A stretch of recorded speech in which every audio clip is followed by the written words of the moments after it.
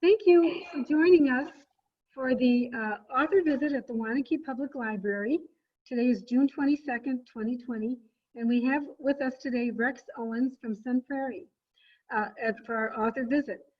The Friends of the Waunakee Library sponsor our author visits, and we thank them for giving the authors a small stipend. Rex Owen is a resident of Sun Prairie, and he lives there with his wife, has 2 children and 4 grandchildren.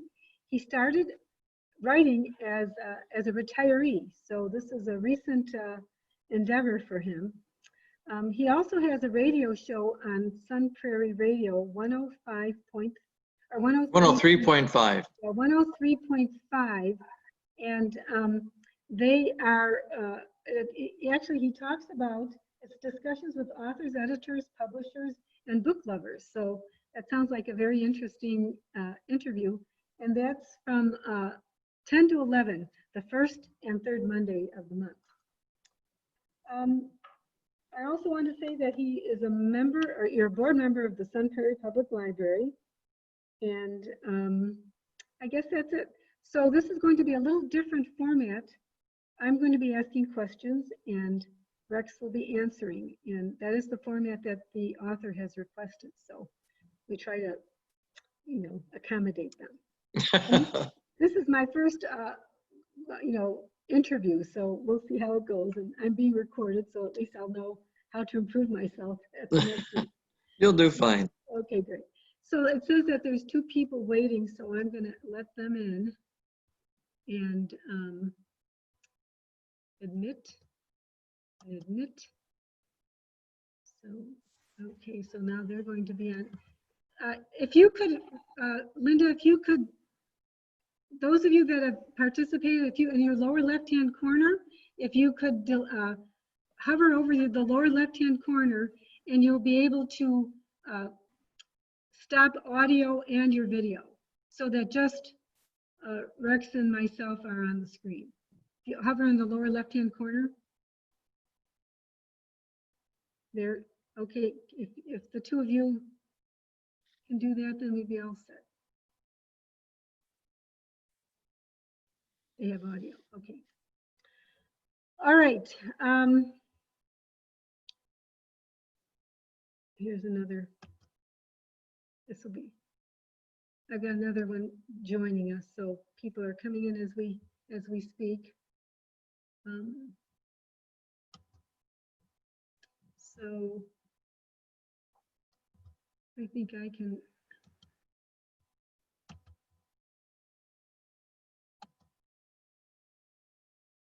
Wonder what that means.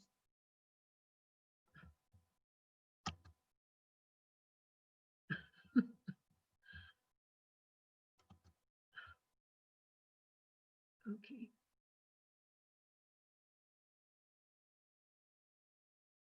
We're trying to get we'd like to have this individual come off of the screen if possible.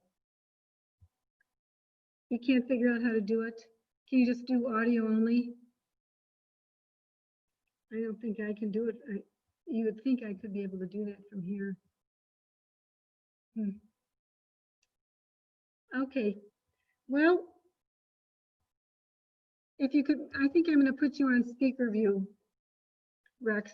That way, it will work out. I think it'll work out better. And for some reason, you're muted.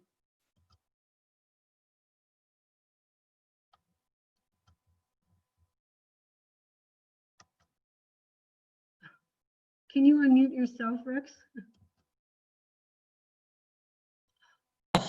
Well, that's clever on my part. No, I think I muted you. Okay, we're just going to do it this way. That way, if people come in, it won't be so disruptive. Okay, I can look at them because there are people coming in still that are, I see. And I have mute all, so that'll be helpful. Let me make sure. Mute all. Okay, I'm going to mute all again, and you're going to unmute yourself, Rex. That way, okay.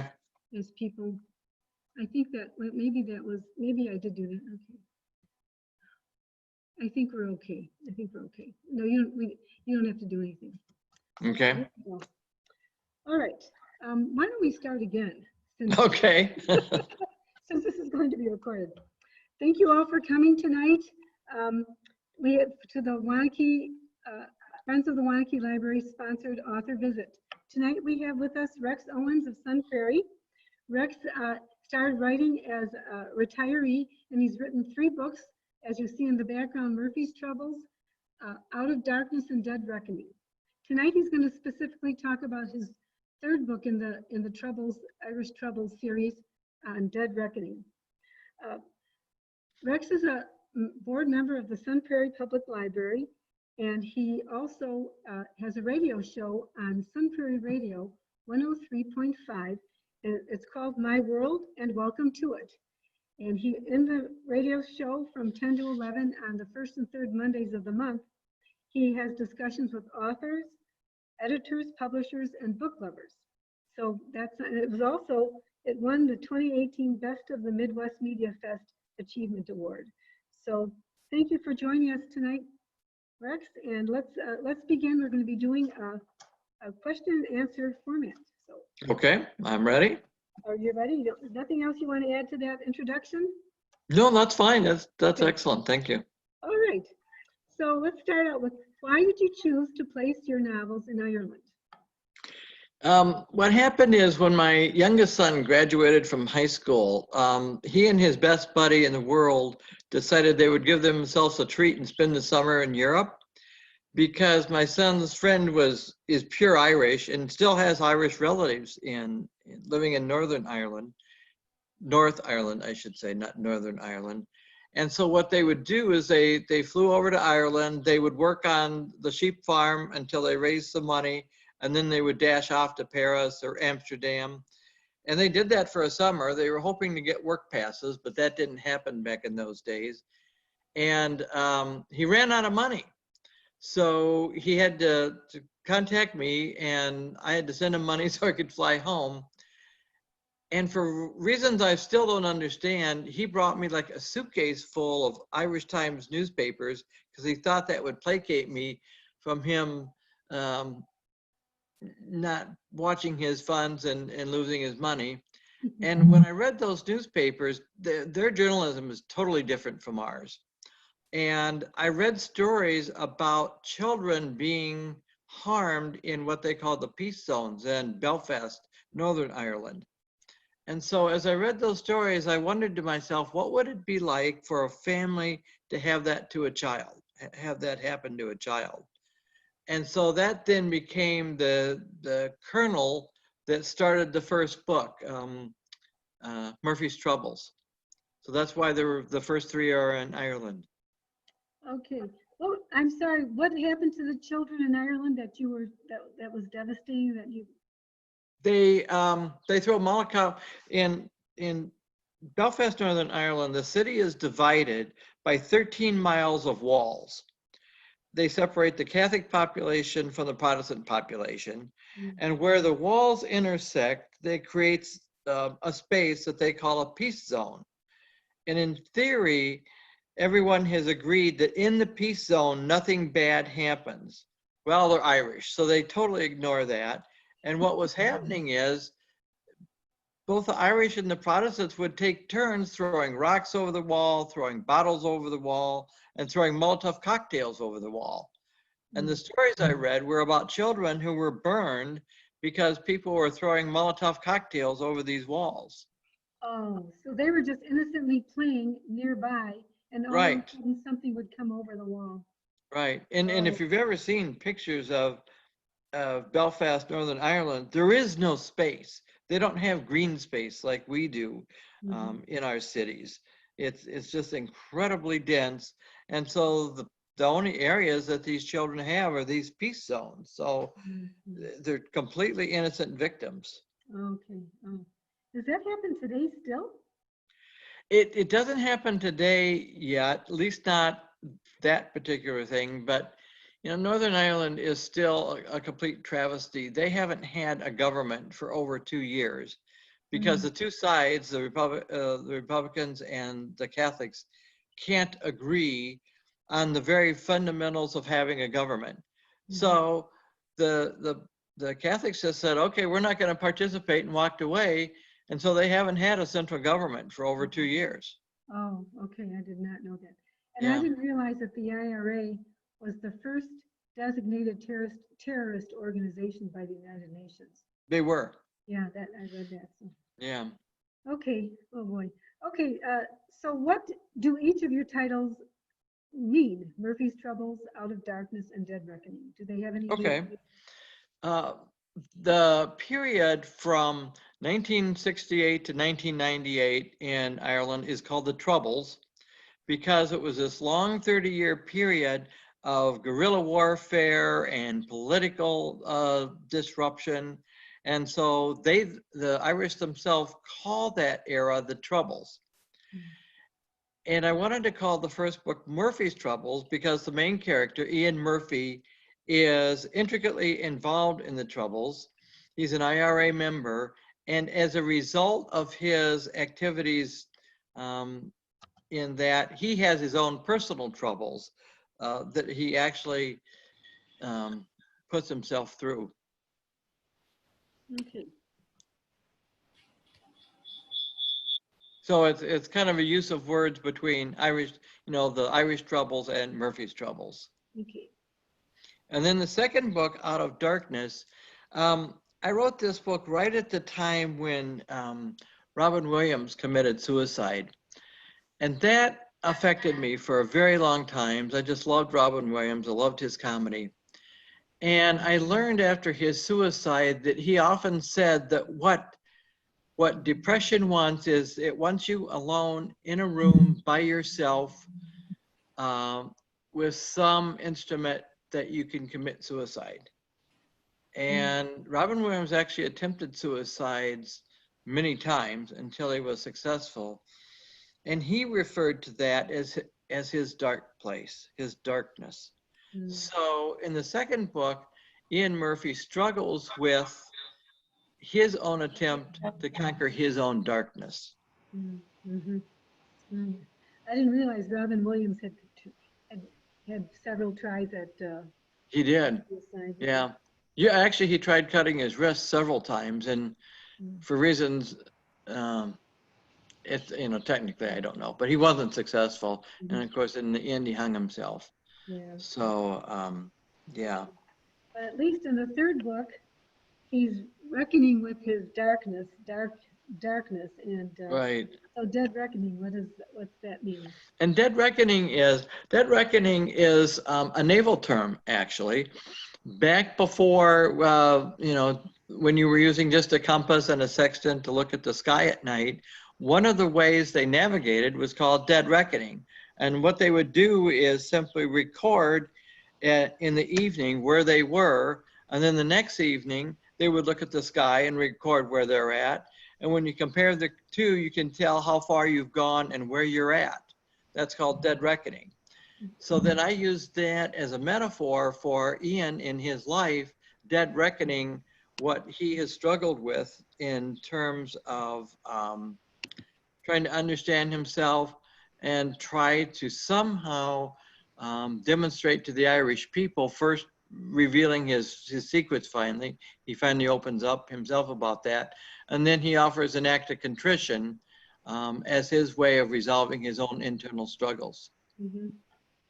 And the act of contrition is the ending, is the yes. ending. Yeah, the act of contrition is the memoir play that he writes. Oh, okay. I didn't know if you wanted people to know about that yet. Oh no, of course. Okay. Yeah, and the whole concept, by the way, I have a great story about how that came about.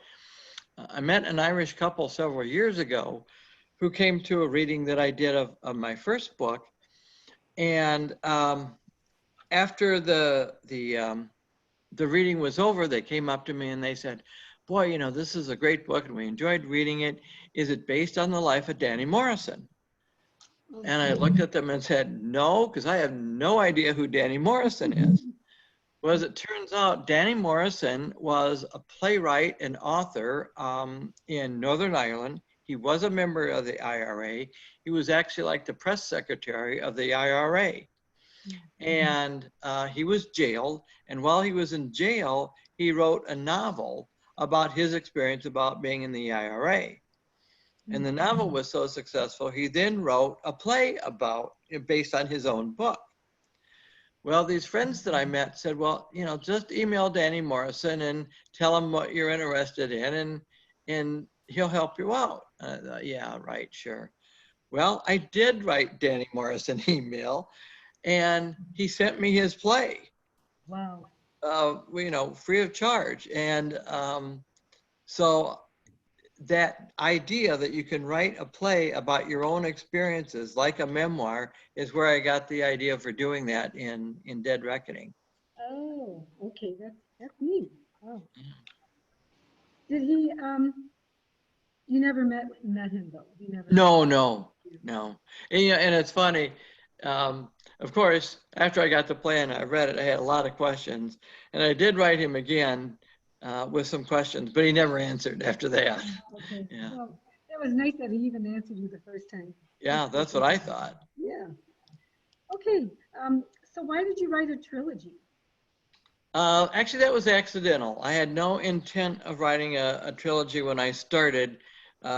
With the first book, Morphe's Troubles, I have a book group here in Prairie that's read all my books. And when I met with them, they weren't satisfied with the ending. They thought Ian Murphy had more of a story to tell. So I thought about that a lot. At first, I kind of rejected it because I didn't want another Ian Murphy book. But when you've got readers that tell you that, as a writer, you have to respond. So that's where I got the idea of continuing the saga, if you will, with Murphy's Trouble, or with Out of Darkness. And then I thought I was done with it. And then several months after Dead Reckoning, or excuse me, Out of Darkness? Out of Darkness was published, I had a dream. And Ian Murphy said, I'm not done. I have more to tell. So, and then I met this couple that told me about Danny Morrison, and it all clicked together at one time. And that's what led to the third book. Amazing. But I did promise myself after the third book, I was done with Ian Murphy.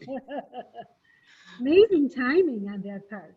Yeah. The dream, and then a couple telling you about Danny Morrison and his play. That was right. Great. Okay, so what is your writing routine? Typically, I like to write in the morning. I have to confess, I'm not really very consistent, that I don't force myself to write every morning. I've got an active life between family and grandchildren, and in activities I'm involved in the community that are very important to me. And so I fit it into life. And what I do then is I simply give myself a weekly word writing goal.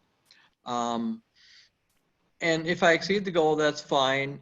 I always make sure I make the goal. So typically I'll just write in the morning for 3 or 4 hours, and then I'm done. So what kind of writing exercises do you give yourself? You say you write for 3 to 4 hours. Right. What I do, the way I write is I literally imagine an entire scene in my mind before I actually put the words down. So that if, let's say in Dead Reckoning, in the scene where he's working on the play and they're doing their first rehearsals, I saw that whole scene of what happened there and the actor not being able to do the lines right. That was all in my head. So that when I write, I simply add words to the pictures in my head, essentially. So these are writing exercises when you're writing a book. So right. You do writing exercises when you're not in the midst of writing a book? Like if you're typically not. The only thing I do, I do write a blog on my website once a week. Mm-hmm. And those are kind of like writing exercise because I write on a variety of topics. Most of my topics in the blog are about writing, but some are about how writing affects my life. Some of them are about just what's going on in the world and how I'm reacting to it. Mhm. So, and I find writing short pieces like that that are not fiction actually helps my fiction writing. It's just the practice of writing that helps a lot. Maybe this is a good time to mention your blog. So um, it's Rex Owens 00. That's your email. Right. But your blog is www.rexowens.us. Right. That's your Thank you. website. Then you get to the blog from the website. Correct. Tab. Okay. Correct. I don't write a blog just by itself. It's Part of your website. yeah, Okay. nested in the website. Yeah, nested. That's a good name. So are any of your characters based on people you know? Well, only one has been, and that is when I was working on the first book. I typically wrote in our local coffee shop quite a bit, and it was always in the morning. And there's this group of people that back in those days met in the coffee shop every morning. So we would see each other, and this guy would give me a hard time every every morning about what was I writing and why was I taking up space in the coffee shop, and in a joking way. And I said to him, you better be careful because authors put people in books. And he joked, "Oh yeah, you'll never do that." Well, I did do that. I actually made him a bartender in the book when Ian is traveling around Ireland. And of course I couldn't use his name, but the description that I have him fits the individual to a T. So And he knows this. oh yeah, sure, he knows. In fact, interesting, he's one of these guys who's kind of a self-made individual. And he bought the first book and he read it. It was the first book he had read since high school. Can you imagine that? There are a lot of those people, by the way. And he really enjoyed the book and got a kick out of the fact that he was in the book, even though he and I were the only ones that knew it. Otherwise, everyone's totally fictional. He must have really been pleased with that. He must have. Actually, he was. Yeah, I bet. That's cool. Yeah. So, and have you ever been to Ireland? Yes, we went to Ireland in 2008.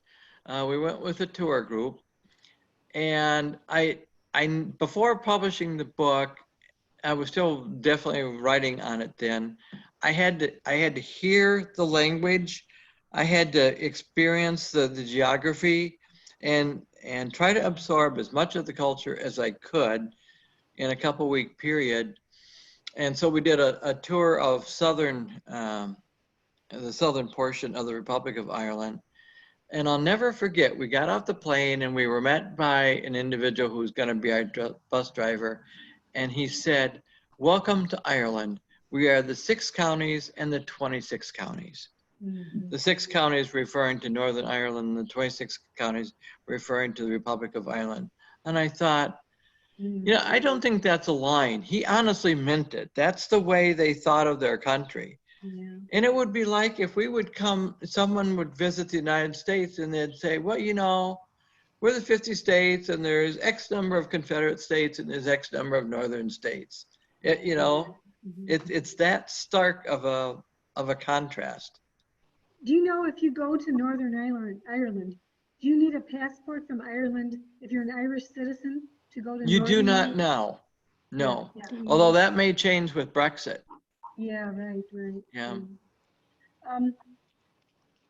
So you write though as if you're Irish, as if you have the Irish Thank you. pathos and ethos. So, I mean, do you have any Irish blood in you at all, or? I do. A few years ago for Christmas, I got one of those kits, Oh. and initially it came back, I was like 45% Irish. I thought, oh, that's great. That's enough. I'll take that. But then last year, I didn't know this, but they update it as they get more information. Right. And my percentage dropped all the way down to 15%. Oh. So, Well, that's the 15% that you used in your writing. It's okay. yeah, that's right. You're Irish. What can you say? Yeah, absolutely. So, yeah, I just read the 3rd book. I didn't read the 1st and 2nd books yet, but I really enjoyed the 3rd book, and I learned a lot about Ireland and Irish history in a very up close and personal way. So it was a nice way to learn history. And then I, of course, looked on your website and looked, and read other things and talked to people just to reacquaint myself with what Hmm. happened in between Northern Ireland and Ireland, because that was current events when I was younger, Hmm. so if you just captured it from newspaper or TV, news shows, so I didn't get the full picture. So this kind of put everything in a good order, and I have a better understanding of what's going on in Ireland now, in the Good, 21st good. century. So it's a nice way of learning that. Yeah. But Well, I always make sure when I write that the history that's in the novel is accurate, mhm, completely accurate. mhm. And then the story around it, where I have my characters involved, that's the fiction part. Yeah, Yeah. yeah, that's Or, right. or the interpretation of the event through my character's eyes is Right. fiction. It's their Yeah. history. It's their history. Right.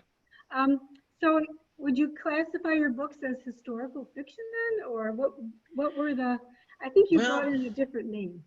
that's a sticky wicket. Yeah, And the right. reason it is because initially I classified all three books as historical fiction, but there is a National Historical Fiction Society, and they define historical fiction as a piece of work that occurs at least 50 years in the past from the current time. And my books do not meet that definition. And I even did a test a year ago on Facebook. I actually asked people who had read the book how they would classify the book, and it didn't come back as historical fiction. Most people um, classified it as political thriller. Mm, mhm, So um, mm. it initially, when I started out, it was important to me that it be classified as historical fiction. I decided to give that up because I don't want to fight with anybody over the Right, definition. And right. if Yeah, political thriller, is something that people can respond to, mhm. like Brad Meltzer or somebody like that, that's fine with me. Okay. Oh, that's, Yeah, yeah. The genres are a sticky, they are. And a lot of modern books don't really fit a particular genre. And yeah, a lot of authors are doing that quite intentionally now. yeah. Okay, interesting. Yeah. Um, you talked about wanting to read a segment of your book. Maybe this would be a good time, because after that we're going to talk about the publishing process. So maybe Okay, get that's started good. with the reading, and then we'll. So what I've decided to read is a portion of chapter 1 from Dead Reckoning. Um, as an author, it's important to me that the first chapter set the hook and the inciting incident for the whole rest of the book. And let me explain the two terms and what I mean by them. Setting the hook is a way of grabbing the attention of the reader to make sure they turn from page to page. And then the inciting incident is an incident, an action, a scene that sets the stage for the entire rest of all the action for the rest of the book. And in this particular case, I wanted it to be very dramatic. In the first two books, Ian's best friend is Kieran Fitzpatrick. They start out together when Kieran recruits Ian while he's still in college to become a member of the IRA. And so Dead Reckoning is 35 years later, and they've been friends for an entire lifetime. And Kieran was also the person that Ian reported to in the IRA. So they're very close friends, and yeah, I'll read and you'll see what happens. The room was lit with just 4 pillar candles that would burn until the first rays of morning light. The curtains were drawn tight. A breeze from the open window suggested Kieran Fitzpatrick's spirit was leaving his boyhood home. It took a few minutes for my eyes to adjust. The room was blurry with my tears. Then the body, laying out on the dining table, came into full view. The rosary he received for his first Eucharist wrapped in callous folded hands. The sting of death came only with the sight of his lifeless body. When we first met, Kieran sported dark red hair piled on top of his head. The undertaker had combed his now thin, sandy-colored hair straight back. The undertaker was wrong. It made him look like an American gangster from the 1950s. I had no idea how Kieran had died. After my wife, Mirren, took the call and drove to campus to find me, she didn't ask for the cause of death. It didn't appear that he died by violence, but a good mortician can work miracles to make a corpse look lifelike. Should I ask? Does it matter? My face felt wet. I rubbed my mustache with the back of my hand. It does matter how he died. What will life be like without my friend? When I bury my best friend, I will also bury my past. God, I need a whiskey. I reached inside my coat pocket to find my rosary. It took me an entire day searching through box after box for me to find it. I dropped to my knees, clutching the rosary between my hands, and whispered, Eternal rest grant unto Kieran, O Lord, and let perpetual light shine upon Kieran Fitzpatrick. May he rest in peace. Amen. Someone touched my shoulder. I turned to see Mirren kneeling beside me. She held her rosary with white lace gloves and prayed, O my Jesus, forgive us our sins. Save us from our fires of hell. Lead all souls to heaven, especially those most in need of your mercy. The two voices behind me recited Psalm 130 in perfect harmony, in one voice. Out of the depths I cry to you, O Lord. O Lord, hear my voice. Let your ears be attentive to my cry for mercy. If you, O Lord, kept a record of sins, O Lord, who could stand? But with you there is forgiveness, therefore you are feared. I wait for the Lord. My soul waits, and in his word I put my hope. My soul waits for the Lord more than the watchmen wait for the morning, and then the watchmen wait for the morning. O Israel, put your hope in the Lord, for with the Lord is unfailing love, and with him is full redemption. He himself will redeem Israel from all their sins. I turned to see who had recited the traditional psalm for the dead. A woman in a black dress with a veil covering her face knelt on a pillow. Next to her was a young man with a shock of red hair who knelt on a worn wood floor. His tie was pulled so tight his neck was red, and his tweed jacket was too small. The buttons looked ready to pop off. Mirren leaned into my shoulder. Don't stare, Ian. Not wanting to offend anyone, I jerked my head around. I suffered from incessant writer's curiosity. My lower back ached so much from the kneeling as from the long drive from Cork.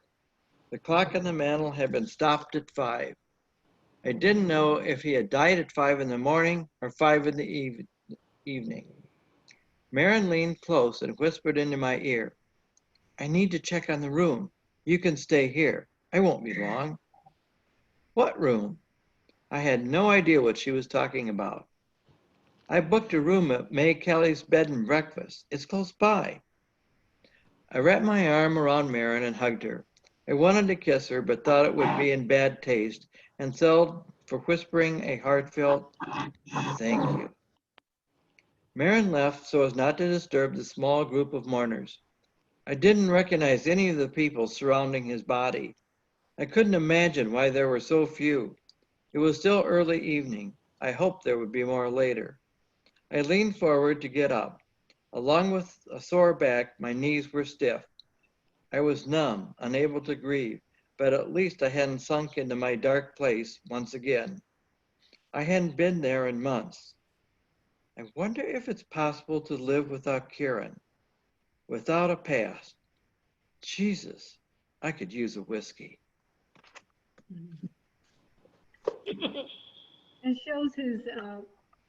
shows his affection and the emotion that he had for this friend, and the Catholic influence, the Catholic, funeral was very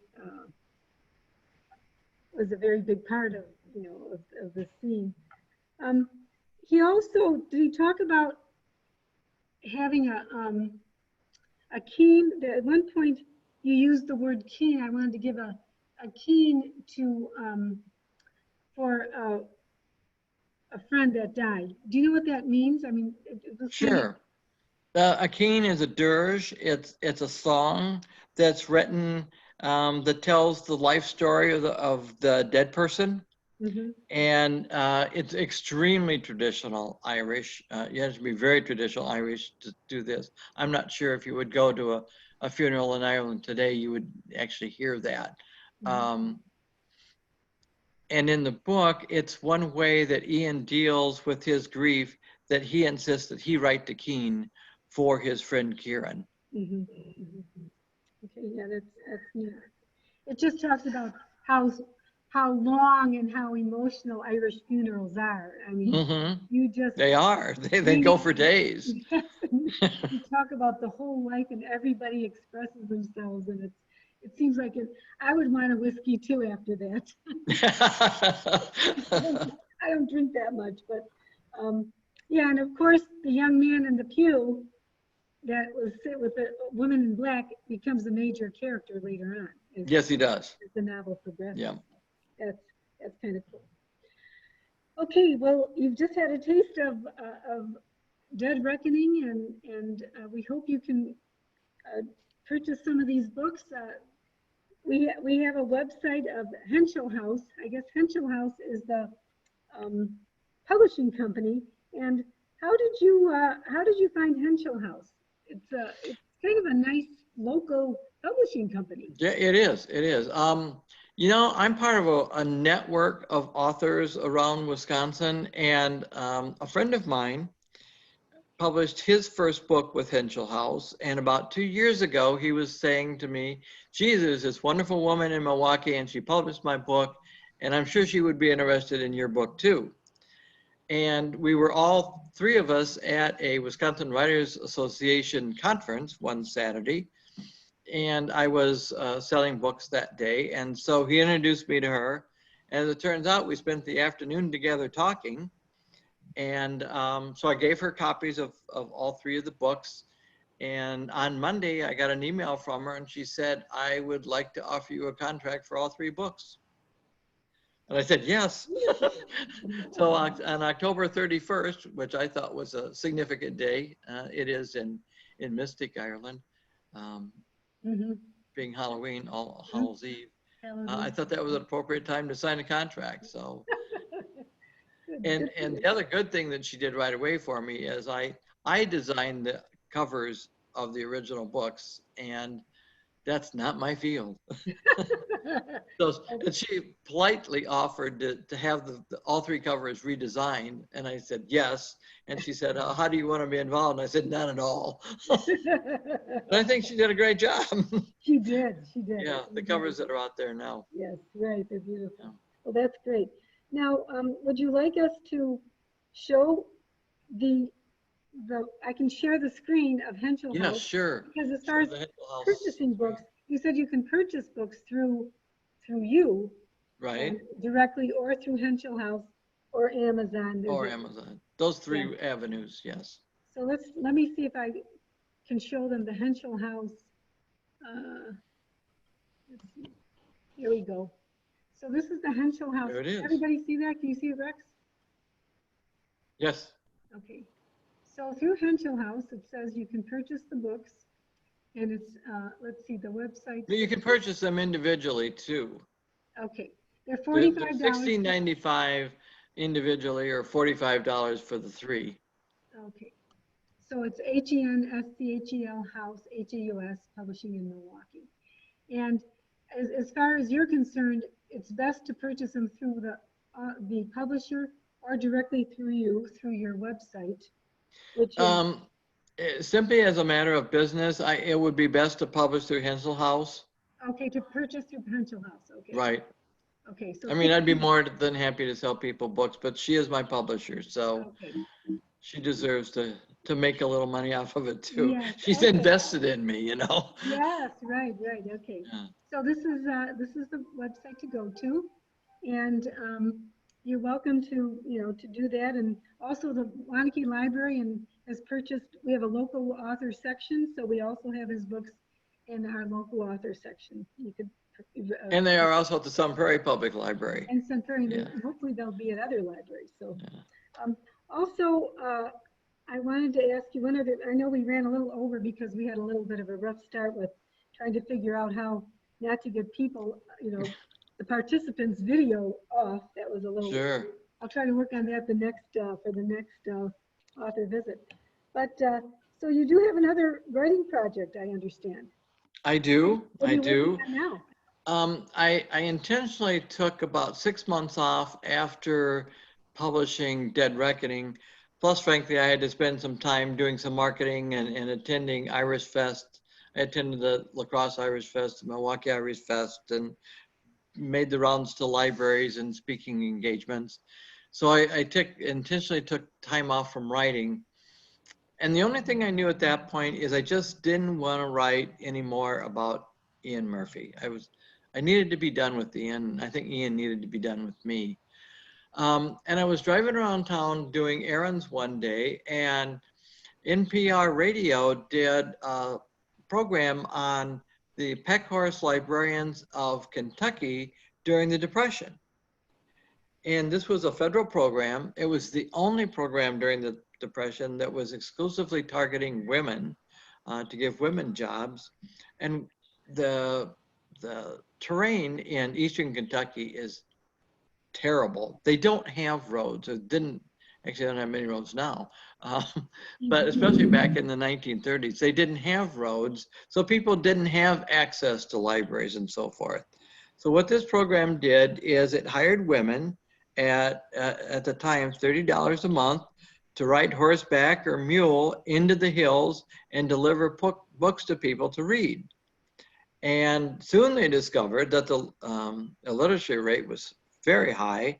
And so then they also taught people how to read. And then the third interesting thing that they did is that a lot of the women in particular were interested in practical things they could get. They wanted patterns for making quilts, and they wanted recipes for making meals. And so what the librarians did, they would take magazines at the time and cut out articles, and articles of all the same type they would paste together into some books called chapbooks. And so they developed these chapbooks that they would also then loan out and circulate among people. And it was a great program.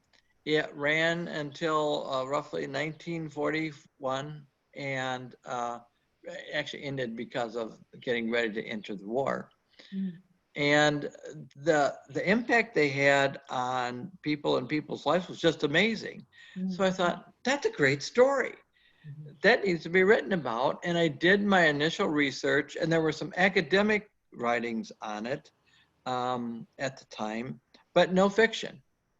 So I thought there was another open window for me. So that's how I took on that project. Yeah, aren't those women were amazing? Those librarians historically are pretty incredible people. Yes. I'm not telling myself I'm a library assistant, and I'm not a librarian, but there are a lot of amazing You're stories. part of the team. That's all that makes any difference. Yeah. Good. Yeah, so do you have a title for that book yet, or? I do, although I will be honest with you, I don't really like my title. I'm calling it The Mostly True Story of Ronan Dawson. Oh, Ronan Dawson is a librarian? Yes. Okay. Yeah. How do you spell Ronan? R-O-N-A-N. Oh, okay, not like an Irish. I couldn't get away totally from Irish. She has and as it turns out, actually, there's a large Irish population in Eastern Kentucky. I believe it. Yes, Yeah. I believe that. Yeah, that's wonderful. Well, maybe Irish stories are that's your forte. Well, I mean, she's fully American. She just has Yeah, Irish heritage. Irish heritage. Yeah. Yes, well, thank you. I know we went a little over because we had a little bit of a rough start, but and I will offer questions if people right now at this moment have questions. We have about 5 minutes for questions. You could hover over the lower part of your screen, and you can offer a question in the chat box. If you'd like to offer a chat, we could type it in, and then I would read it to our author, and you get your response that way. I can just wait a minute and see what people, is anybody quickly typing? Okay, so we've got, and then do you want to offer your, well, if people are typing, would you like to offer your email or your website? Oh, sure. My email is rexowens00@gmail.com. And my website is www.sunprairie.us. And for the radio program, it's a low power station. So outside of Sun Prairie, you have to do live streaming. And you can do that at www.sunprairiemediacenter.com. Oh, okay. And if you want to listen to any previous programs, there's an archive that's on the website too. Okay. So the library doesn't have your radio shows archived? No, the Media Center does. Media Center. Yeah. But we're all in the same building, so we're a happy family. Are you? The Media Yeah. Center's in the Sun Prairie Library? Yeah. Oh. So it's www.sunprairiemediacenter.com. .com. That's how you can live stream it. Okay. Right. All right, great. Well, thank you very much. Let me just make sure that let's see if I haven't seen any questions pop up. So maybe we did a thorough enough job, and if people want to ask more questions about your writing, how you published and how you, okay, we do have one question. Are your books marketed in Ireland? They are not, although I've tried. Right. Yeah. I've got some Irish friends that actually took my books back to Ireland and went to their hometown bookstore and tried to convince the owner to carry them, and she just wouldn't do it. Oh. They don't want an American writing about Ireland, and I understand that. Yeah. Right. That's okay. Yeah, you're not authentic, even though you have Irish roots. Right, a few. if you had an Irish last name, they might have right picked up on that right off the bat. Yeah. Unfortunately, it's a Welsh last name. Yeah. So. Oh, is it? It is Welsh. Okay. Yeah. Well, that's close enough. I don't know. Yeah. Although I did learn in doing research, Wales has had a very rugged economic history. They had the coal industry, and that failed. They had the slate industry, and that failed. Yeah. And there were a group of Owenses from Wales who moved en masse to County Donegal in Ireland. Oh. So the Owens is actually a fairly common name in County Donegal, not throughout the country, yeah. But at least in that one county. Yeah, that's how they migrate. That's cool. That's nice. Right. All right. Well, is there anything else that you need to we didn't bring up that we could talk about some more? Or? I don't think so. It's been very thorough. Thank you very much. Yeah. Well, hopefully those that are listening will pick up his books. They're an easy read, a delightful read. I mean, it's just you feel like you're back in Ireland in the day. So thank you. And please, consider buying and purchasing his books too. So I also have one where there might be some people in Milwaukee through UWM you can network with, I guess, is another. That would be a good source, yes. UWM, so, okay. Well, thank you for your comments. Thank you, people, for participating in this. This presentation will also be archived on our website. We have an archived Zoom presentation area on our website, on the Waunakee Public Library website. So this will also be, offered there at a later date. So thank you for all of you for joining, and we'll sign off now. Thank you, Rex. All right, thank you, Patty. Okay. Thank you, everyone, for attending. Rex. Yes. This is Shay. Hi. Hi, Shay. Enjoyed this. The comment about getting connected to UWM was from me.